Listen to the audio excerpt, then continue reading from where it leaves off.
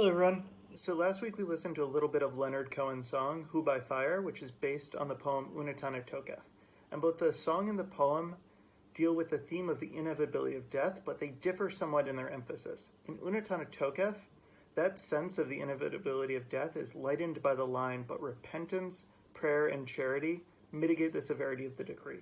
According to the theology of the poem, death is unavoidable, but the how and when is somewhat in our control. Cohen takes a different approach.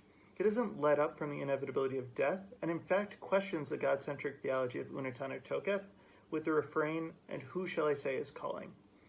Cohen is essentially asking, who's in charge? Do we have all of the control?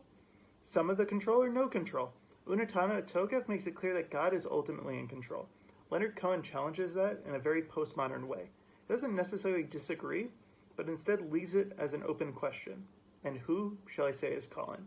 In the face of so much tragedy in our world, it's natural for us to ask if there's something behind it all, if there's a greater plan. I think Cohen is suggesting that all we can do is ask the question, who shall I say is calling?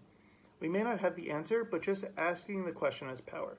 It elevates human suffering to an existential level, goes beyond us as individuals all the way to the nature of the universe.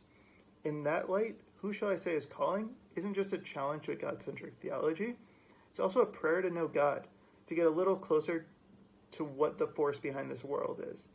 And it can be both at the same time. So when we read Unetane Tokef this year, I hope you will keep in mind Who by Fire, feel the emotional punch it adds to a centuries-old poem, and maybe feel stirred yourself to ask, who is calling? Thank you. See you next time.